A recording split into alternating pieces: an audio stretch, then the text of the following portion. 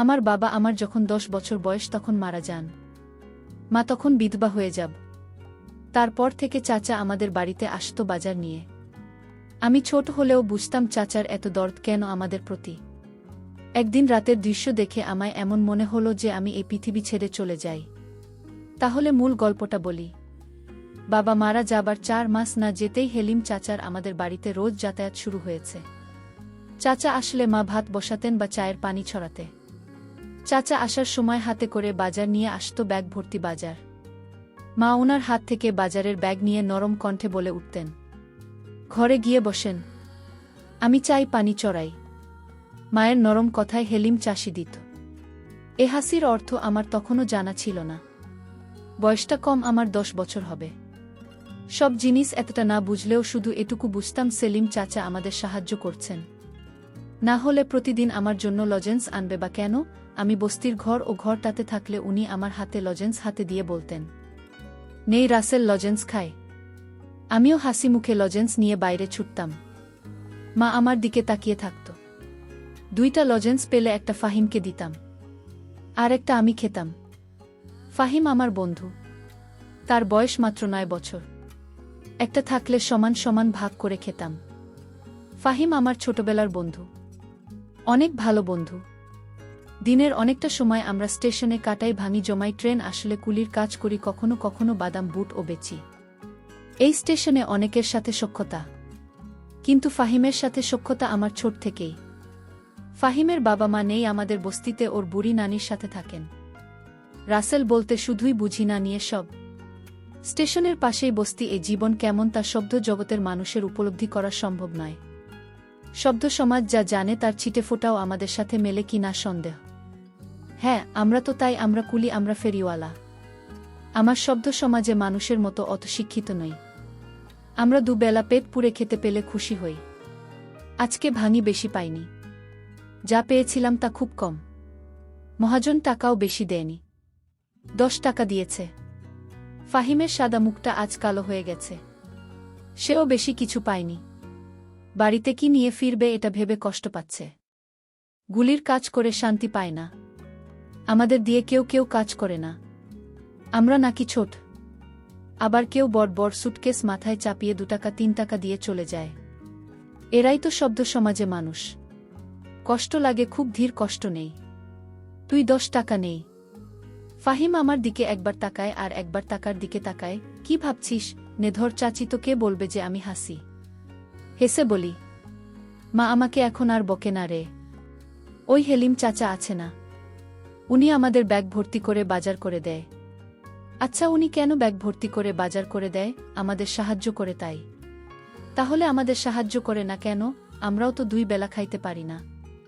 আমি আবার হাসি। হাসতে হাসতে গড়াগড়ি খায়। তারপর বলি, আচ্ছা হেলিম চাচাকে বল তোরেও যেন সাহায্য করে। কেন?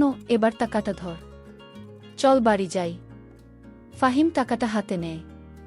তারপর দুজনে ট্রেন লাইন ধরে বস্তির দিকে হাঁটা দিই।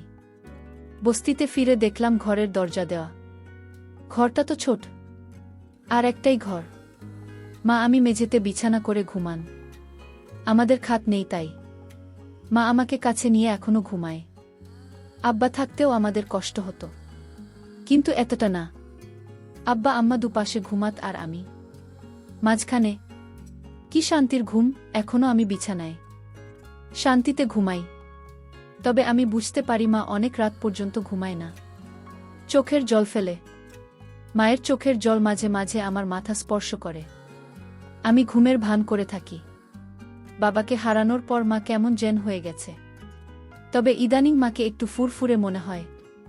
যবে থেকে হেলিম চাচা আমাদের বাড়িতে যাতায়াত করে তবে থেকে। বাবা মারা যাওয়ার পর মা তেমন সাজগোজ করত না, এখন একটু সাজগোজ করে। ভালোই লাগে আমার। সব কিছু এত ভাল চলছে। হেলিম চাচার মতো মানুষ যদি আরও অনেক থাকত তাহলে বস্তিবাসীদের এত কষ্ট থাকত না। ঘরের সামনে গিয়ে বুঝলাম ভেতরে আছে আরও কেউ থাকতে পারে। কেন জানি আজ দেখলাম না। চুপি চুপি উকি দিলাম।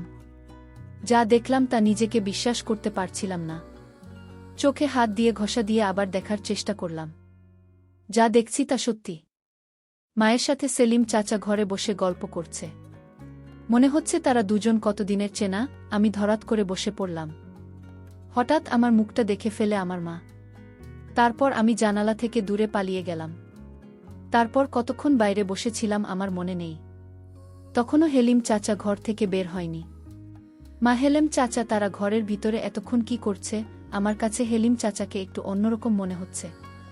আমি চিন্তা করলাম একদিন আমি জানব হেলিম চাচা কেন আমাদের এত সাহায্য করে। এর পিছনে অবশ্যই কোনো কারণ লুকিয়ে আছে।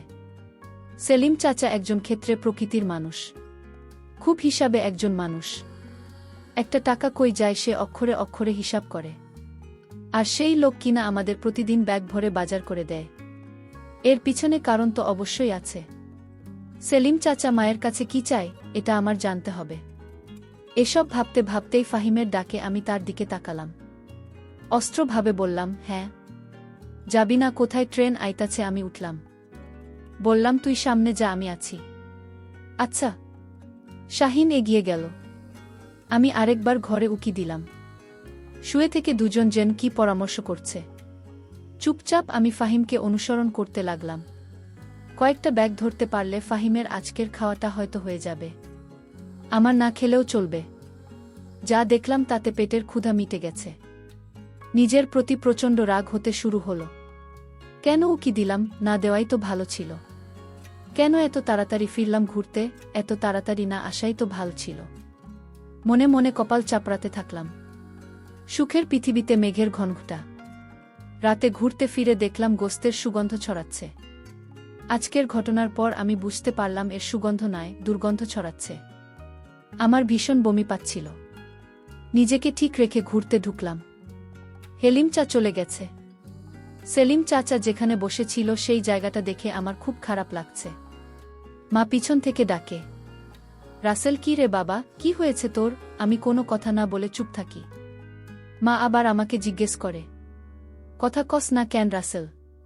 কি হয়েছে? আমি আবার বললাম, গোস্ত পায় না কই মা। মা হাসে উত্তর দেয়, তোর হেলিম চাচা দিয়ে গেছে। সেলিম চাচা শুধু আমাদের কেন দেয়, বস্তিতে আরও মেলা মানুষ আছে তা গড়ে দেয় না, খালি আমাগো দেয়। কেন না? আমার এই প্রশ্ন শুনে মা হতভম্ব হয়ে যায়। হয়তো মনে মনে ভাবে, এ কোন রাসেলকে দেখছি। কোমা, চুপ থাকিস না। মা বলে, তোর এত কথার উত্তর দেব আর পাব না। যা গায়ে পানি দিয়ে আয়। আমি দাঁড়িয়ে থাকি, নড়াচড়া করি না। বাবা মারা যাবার পর আমরা হয়তো খারাপ অবস্থায় ছিলাম, কিন্তু না খেয়েছিলাম না। মানুষের অবহেলা পেলেও আরেকবার ঠিকই পেটের অর্ধেকটা পূরণ হতো। কি হলো, যা দাঁড়ায় আছিস যে? মায়ের কথায় আমি কলের দিকে হাঁটা দিলাম। খেতে বসলাম। মুখটা ভার হয়ে আছে। সামনে গরুর গোস্ত, ডাল আর ভর্তা। আমি শুধু ডাল আর ভর্তা নিলাম। মা অবাক হয়ে জিজ্ঞেস করল, গোস্ত নিলি না বাপ? আমি স্বাভাবিকভাবে বললাম, না মা। কেন? তো না গরুর গোস্ত মেলা পছন্দের, সেই জন্য তোর হেলিম চাচাকে গোস্ত আনতে বলেছিলাম। নেখা, আমি জিতেছি। না গোস্ত দেওয়ার জন্য চামচে গোস্ত তুলে আমার পাতের দিকে ধরল। আমি প্লেটটা সরালাম। কি হল বা? নেন নামা, খামু না। আইস ভাল লাগছে না। কি হয়েছে তোর?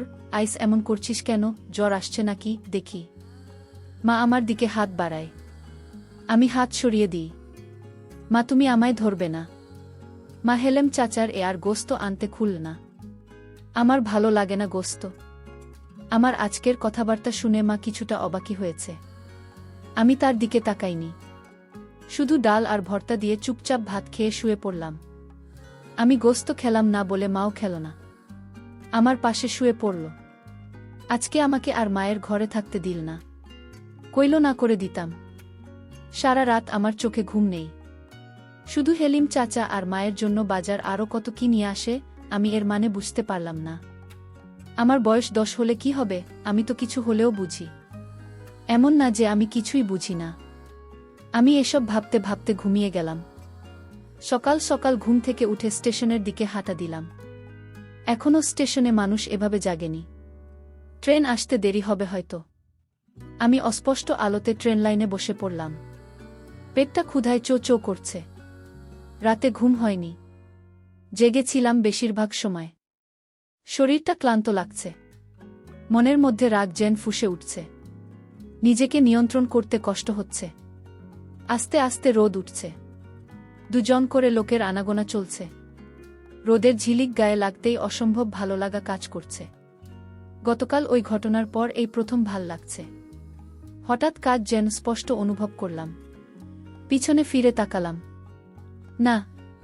কি রে বাপ, সকাল সকাল এখানে কি করছিস? এ কথা বলে মা আমার পাশে বসে পড়ল। আমি নিজেকে নিয়ন্ত্রণ করার চেষ্টা করছি, যাতে মা কিছু বুঝতে না পারে। কে যেন বলেছিল মা খারাপ হলেও সে মা। মায়েদের কাছে তাদের সন্তানরা রাজপুত্র। আমি জানি না আমাকে কতটা কষ্ট করে মানুষ করেছেন। হঠাৎ বাবার মৃত্যুতে আমাদের ভীষণভাবে কষ্ট দিয়েছে। মাকে আমি ভালোবাসি, খুব ভালোবাসি। আমি মায়ের দিকে তাকালাম। সকাল সকাল ঘুম ভাঙল, তাই এখানে বসে আছি। তুই এখানে কি করিস মা? মা হেসে বলল। তোকে বিছানায় পাইলাম না। ভাবলাম কই গেল পোলাটা, কই আর জামা। আমার তো যাওনের জায়গা নাই। মা আমাকে জড়িয়ে ধরে হু হু করে কেঁদে উঠল। বলল, এমন কথা কইস বাবা? তুই যে আমার বাপ। আমার বাপ মরার পর তুই আমার সব, আমার দুনিয়া। মা তুই বাড়িতে যা, ট্রেন আইতাছে, দেখি কেউ কান দেয় কিনা। মা আমাকে ছেড়ে দিয়ে বলল, তাড়াতাড়ি বাড়ি আয় বাবা, চাল ভেজে চাকরি। আচ্ছা মা। মা চলে গেল। আমার মনটাও নরম হয়ে গেল। মা তো মাই হয়, মায়ের কাছে দুনিয়ার সব কিছু মিথ্যা। না, এমনই একজন যার মুখের দিকে তাকালে সব কষ্ট যন্ত্রণা ভোলা যায়। ট্রেন আসলো। আমি দৌড়ে গেলাম। যাত্রী আছে কিছু, কয়েকজন ভদ্রলোক নামছে। আমি এগিয়ে গেলাম। স্যার, সুটকেস ব্যাগ ধরতে হইব। কালো কোট প্যান্ট পরা লোকটা বলে উঠল। পারবি তুই? অনেক ওজন কিন্তু। আমি হেসে বললাম, পারব স্যার, এটাই তো আমার কাম। আমার কথা শুনে সুটকেসটা মাথায় তুলে দিল। আরেক হাতে আর একটা ব্যাগ। আমি ওনাদের সাথে সাথে যাচ্ছি। স্টেশন থেকে বেরিয়ে দেখলাম একটা গাড়ি, 4 চাকার গাড়ি। খুব সম্ভবত সাহেবদেরকে নিয়ে যাওয়ার জন্য এসেছে। এখানে রাখ। আমি দাঁড়িয়ে পড়লাম। আমার মাথা থেকে সুটকেসটা নামিয়ে নিয়ে বলল, নাম কি তোর? রাসেল। দারুণ তো। কয় টাকা দেওয়া লাগবে? বিসমিল্লাহতে আপনি আছেন, যা দেবেন তাই মতো। লোকটা হাসল, হেসে বলল, যাদের তাই জবি স্যার। একটা 5 টাকার কয়েন দিয়ে বলল, চলবে তো? আমি মনে মনে লজ্জা পেলাম। লোকটা হয়তো বুঝতে পারল। আমার হাত থেকে কোনটা নিয়ে 50 টাকার একটা নোট দিয়ে বলল, নে, এটা রাখছে, আমার কাছে তো ভাঙতি নাই। পুরোটাই লাখ। আর কখনো বলবেন না যা দেবেন তাই নেব, না হলে থাকবি, বুঝলি? আমার মাথা নাড়ালাম। লোকটা তার ফ্যামিলিকে নিয়ে গাড়িতে উঠে চলে গেল। আমি 50 টাকা করে নোটার দিকে তাকিয়ে দেখলাম। স্টেশনে আসতেই আরেক সাহেবের ডাক আসলো। আমি দৌড়ে গেলাম। স্যার, কিছু ধরতে হইব। হ্যাঁ, এই সুটকেস 2টা নেই।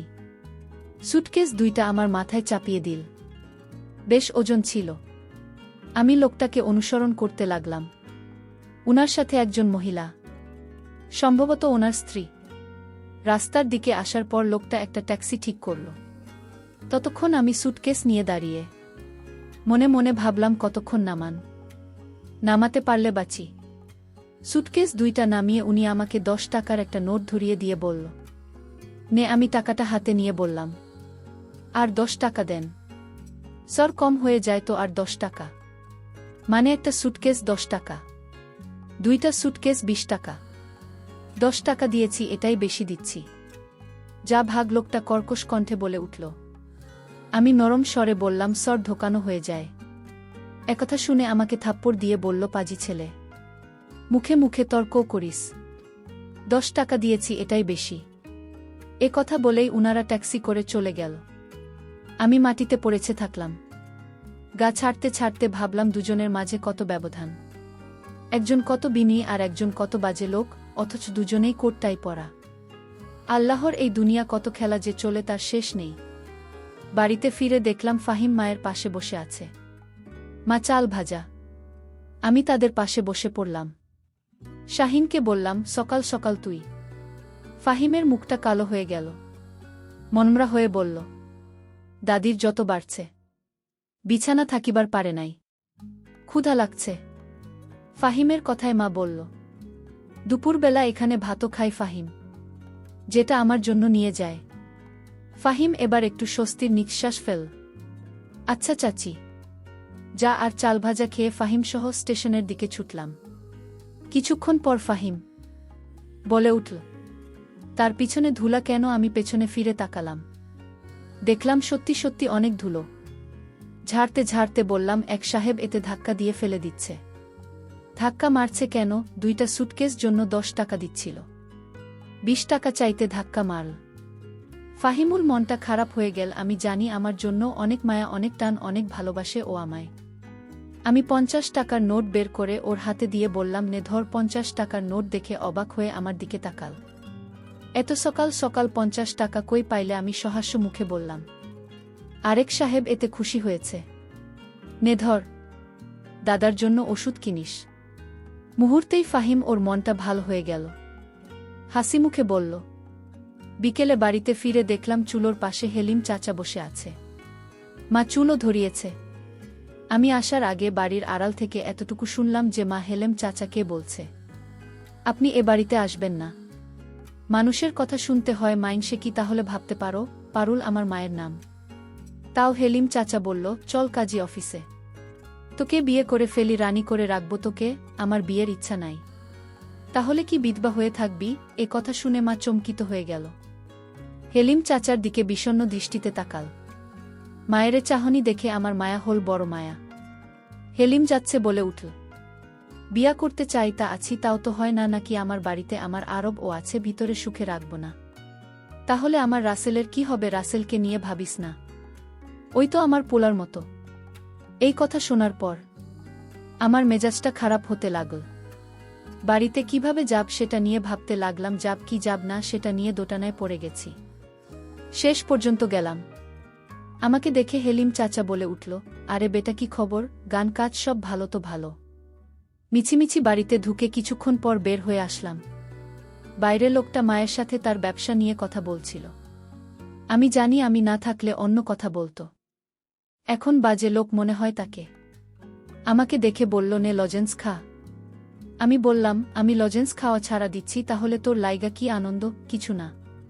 এ কথা বলে আমি হাঁটা দিলাম। মা পিছন থেকে তাকে বাদ খাইয়া যা। আমি পিছনে না ফিরে বললাম, পরে থামো। মনে মনে ভাবলাম, থাক, তোমার সুখে আমার যেদিকে চোখ যায় সেদিকেই চলে যাব। মা তখন দৌড়ে এসে আমাকে একটা জোর দিয়ে বলল, আমি যা করেছি তো সুখের জন্যই করেছি। তোর বাপ মারা যাওয়ার পর যদি তোর চাচা হেলিম আমাদের না সাহায্য করত, তাহলে আমরা ভিক্ষা করতে হতো রাস্তায় রাস্তায়। আর তোর চাচাকে তুই যে রকম খারাপ ভাবে, সে ততটা খারাপ না। তুই মাঝে তোর চাচা আমাকে রুমে দেখতে পেয়ে বাজে ভাবে নিচ্ছিস। আসলে তো চাচা তো বাবার চিঠি নিয়ে আমার সাথে কথা বলতো আর আমাকে সান্ত্বনা দিত। আল্লাহ যা করেন তা ভালোর জন্যই করে। তো হেলিম চাচা আমাদের পাশে না থাকলে যে আমাদের কি হতো? বাক, তুই রাগ করিস না। সেলিম চাচা বলল, ঠিক আছে, ছেলে যেহেতু চায় না আমি তোমাদের সাহায্য করি, তাহলে আমি আর আসব না। আমার তবু সন্তান কিছুই নাই। ভাইজান মারা যাওয়ার পর আপন বলতে আপনি ছাড়া কেউ ছিল না। আমি তোমার নামে আমার সমস্ত সম্পত্তি লিখে দিয়েছি। তোমরা মা ছেলে ভালো থাকো, আমি চলে যাই। মা তখন আমাকে বলল, বাবা, তুমি যেদিন তো চাচাকে আমার ঘরে দেখে সন্দেহ করেছিলি, ওই দিন তো চাচা আর আমি পরামর্শ করে আমার নামে সমস্ত কিছু লিখে দিয়েছে তো চাচা, আমি নিজে চাইনি। তোর চাচা বলল, আপনি আর রাসেল ছাড়া কি আছে আমার? আমি আপনার নামে সমস্ত সম্পত্তি লিখে দিলাম। আর তোর চাচা তো তোর বাপের আপন ভাই, তাহলে তার সাহায্যে পেলে ক্ষতি কি? চা তো বাপের সমতুল্যই। তুই আমাদের যে রকম ভাবছিস আমরা আসলে তেমন না, এটা তো ভুল ধারণা বাপ, আমি কোনো পাপ করিনি। মায়ের কথা শুনে আমি হেলিম চাচাকে জড়িয়ে ধরে কাঁদতে শুরু করলাম আর বললাম, চাচা, আমি তোমাকে ভুল বুঝেছিলাম, মাফ কইরা দিয়া আমায়। বন্ধুরা, গল্পটি কেমন লাগলো তা কমেন্ট করে জানাবেন। ধন্যবাদ।